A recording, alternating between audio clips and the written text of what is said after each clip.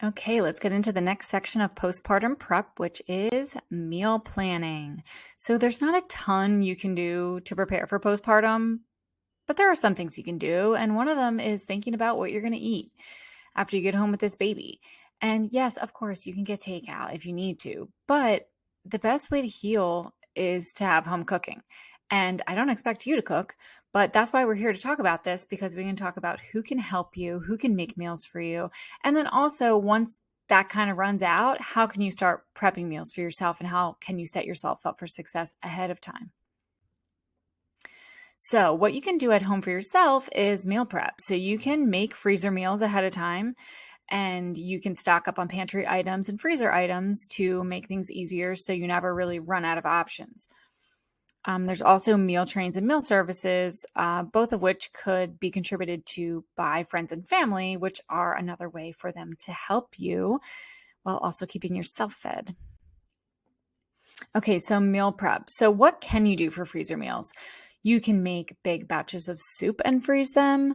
You can make casseroles. We have bought those disposable aluminum containers and made enchiladas in them afterwards. Friends have made us breakfast burritos that they put in containers like that and put in the freezer. And then you can just pull them out one by one. You can even separate them with parchment paper so you can pull them out one by one and heat them up as needed. You can create crock pot fixins. So people will put meat and like a marinade into a gallon bag and freeze the meat like that. And then either together with the meat or separately in another bag, have vegetables all ready to go so that you pull out your crock pot. You take the bags from the freezer and you can let them thaw a little if you want, but you can put them right into the crock pot, set it and forget it, and you have yourself a meal, but you don't really have to do the prep for it because you already did it. You can also stock up on freezer items and pantry items. We are members of ButcherBox, so that is a meat and seafood delivery service. It comes monthly, but you can delay it at any time. So we usually have ours come every around 6 weeks, and it's really high quality meat and fish. And this way, we pretty much never have to go stock up on protein at the grocery store, and you always have it on hand. Pantry items would include things like condiments, peanut butter, pasta, tuna, soup, boxed broth, things like that, that you do want to stock up before you have the baby so that if you're in a bind, you always have something on hand. Meal trains. So, if you don't know what a meal train is, it is basically organizing anybody who wants to come visit after you have the baby, and whoever comes is bringing a meal for you. So basically, they keep you fed for the first, hopefully, several weeks postpartum. So this is kind of hard to ask for yourself to do, like, hey, who wants to make me meals after I have this baby? So a great way to give somebody a job who wants to help is to delegate it to a family member or a friend. They can organize the meal train for you. You can give them all the email addresses of your friends and family that have said they want to help or who you think would want to help, and they can send out an email chain and see who wants to contribute. And I mean, you can be as organized as you want. You can even have a calendar set up where people sign up for certain days. And then you can block off days where, maybe you don't want visitors in the first week. Or maybe once you do want visitors, you don't want them every single day. So you can set that up so people can sign up for whatever times you want.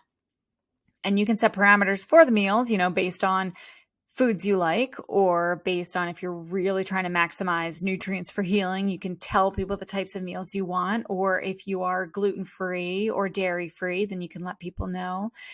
And this can also kind of be a way that you can help mitigate the schedule of visitors, because what happened to us all 3 times is that pretty much the first week, everybody wanted to come, and it's just really hard to say no. But if you kind of have a schedule where they're supposed to bring you a meal on this certain day, you're kind of managing the schedule there as well.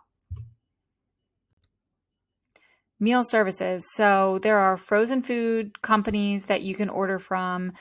I really love Balance Bites. It's a little bit of a higher price point, but they come individually vacuum sealed freezer meals that are incredibly healthy. And we have them in the freezer right now. They're just great to have on hand for if you just have no other plans and you want something nourishing.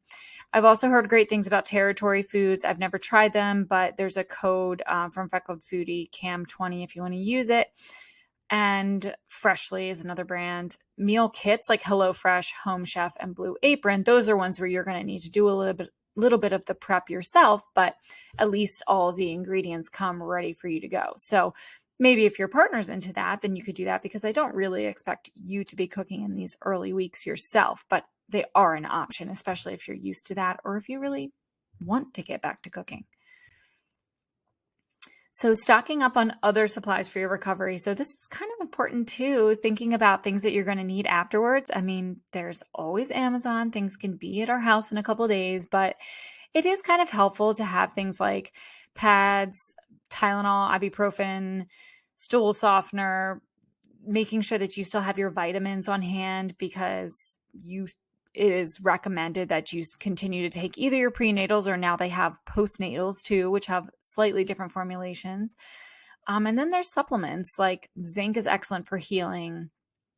Magnesium is good for healing, but also can help absorb iron and other nutrients if you're continuing to take those things after having the baby. Vitamin C is obviously great for your immune system. And I really do recommend that you journal throughout this time. I think that writing is an excellent way to get things off your chest and mentally organize your thoughts. So we will talk a lot more about that in the mental health module, but I do think that you should grab a notebook ahead of time before you have this baby. Resources to look into. I will continue to provide these throughout the course, but these are books that I have found really helpful.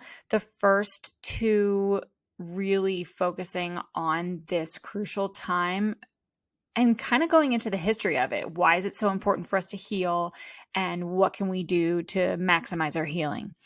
Real Food for Pregnancy is an excellent manual to have while pregnant, but it also has a section on postpartum and the nutrients needed to heal properly. So that is also a great resource.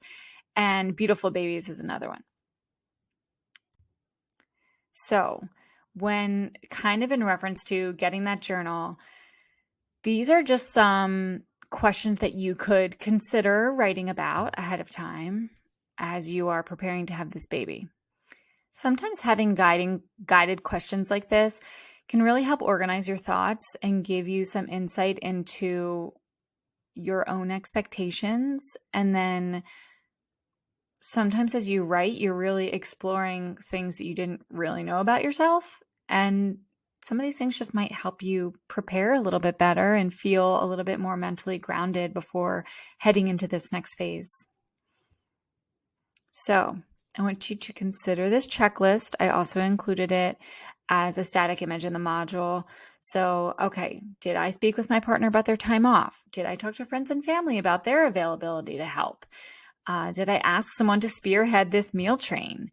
Did I plan some homemade freezer meals or other options for eating postpartum?